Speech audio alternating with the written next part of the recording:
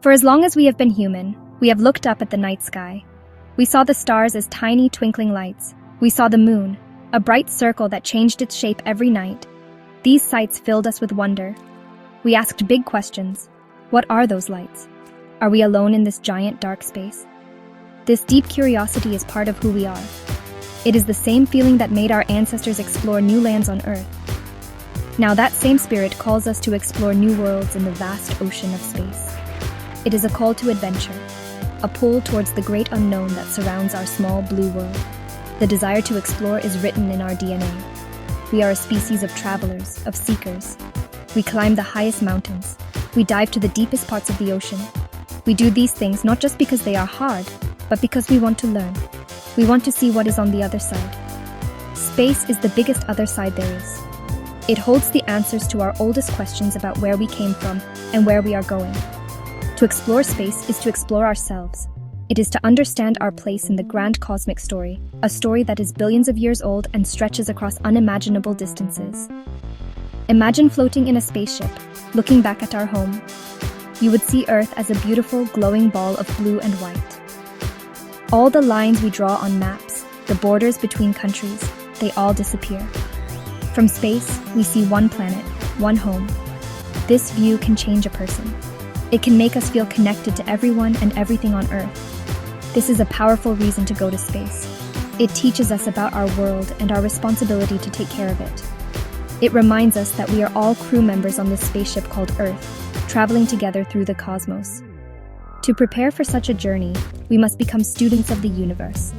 We study science, technology, engineering, and mathematics. These are the tools that allow us to build the amazing machines that can carry us away from our world. Future astronauts train their bodies to handle the strange feeling of having no weight. They train their minds to solve problems quickly and calmly, even when they are far from home. They learn to work as a team, because in space, you must trust and depend on the people with you. It is a long and difficult path, but it is a path that leads to the stars. Many years ago, we decided to do something incredible. We decided to go to the moon. It was a dream that seemed impossible. The moon is so far away, a silent world hanging in our sky. But with great courage and brilliant minds, we built a rocket. It was called the Saturn V. It was taller than any building and filled with powerful engines. This rocket was our ship to another world. It was a symbol of what humans can do when we work together toward a single amazing goal. The whole world watched as we prepared to take our very first step into the larger universe. The astronauts who made this journey were very brave. People like Neil Armstrong and Buzz Aldrin trained for years.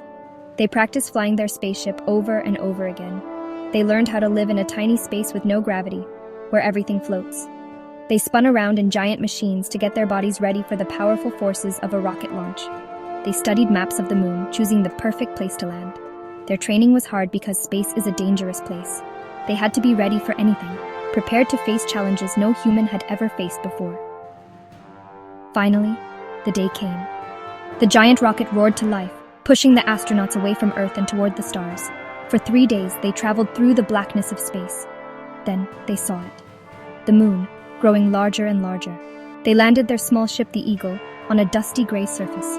Neil Armstrong climbed down the ladder and said famous words as his foot touched the ground. That's one small step for a man, one giant leap for mankind. For the first time, human beings were standing on another world, a world with no air, no wind, and no life. On the moon, the astronauts saw a beautiful, silent landscape. The sky was perfectly black, even during the day, and the Earth looked like a bright, colorful jewel hanging in the darkness. They bounced when they walked because the moon's gravity is much weaker than Earth's. They collected rocks and dust to bring back for scientists to study. These rocks told us stories about how the moon was made. This journey was more than just a trip. It was proof. It showed us that the worlds we see in our sky are real places that we can visit. It opened the door to the rest of the solar system.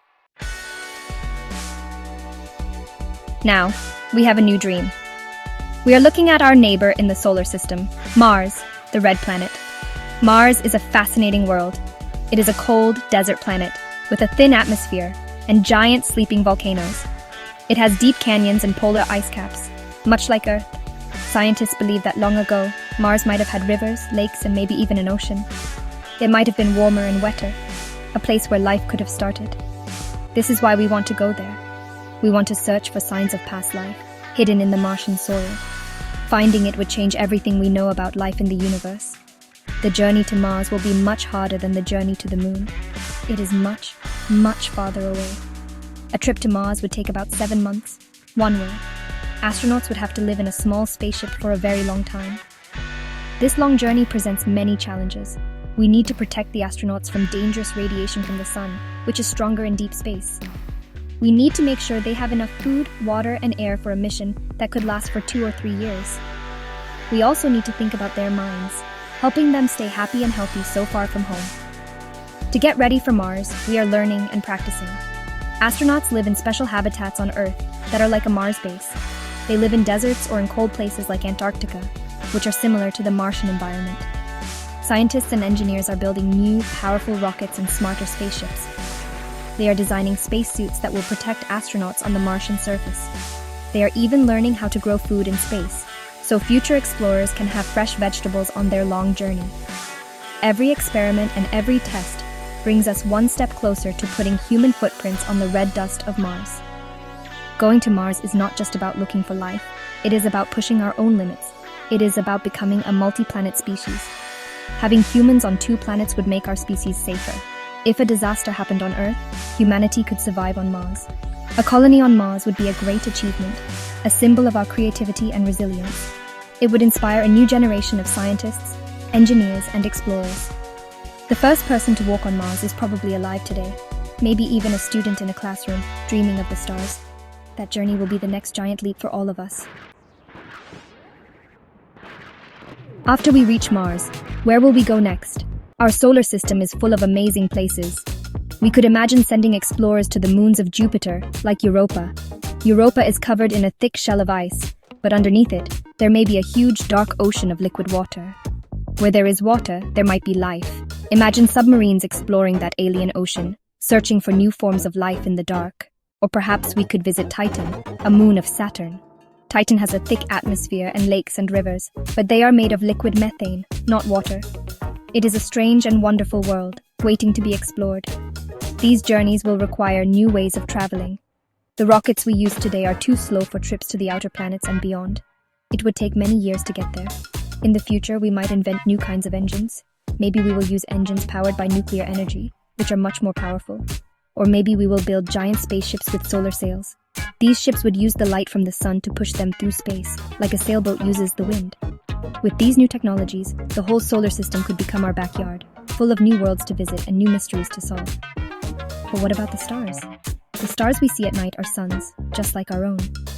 Many of them have planets orbiting around them, called exoplanets. Could we ever travel to another star system? The distances are almost too big to imagine. The closest star to us, Proxima Centauri, is so far away that with our current rockets, it would take thousands of years to get there. To travel to the stars, we would need to learn how to travel close to the speed of light, the fastest speed possible. Or we might build generation ships, huge spaceships where people would live their whole lives, and their children and grandchildren would continue the journey. Exploring space is one of the most important things we can do. It unites us in a common goal. It pushes us to be smarter, more creative, and more hopeful. Every time we send a robot or a person into space, we learn something new about the universe and about ourselves. We might find life on another world. We might discover new resources that can help us on Earth. We might find answers to the biggest questions of all. The universe is calling to us. It is a great open book, and we have only read the first page. The next frontier is waiting.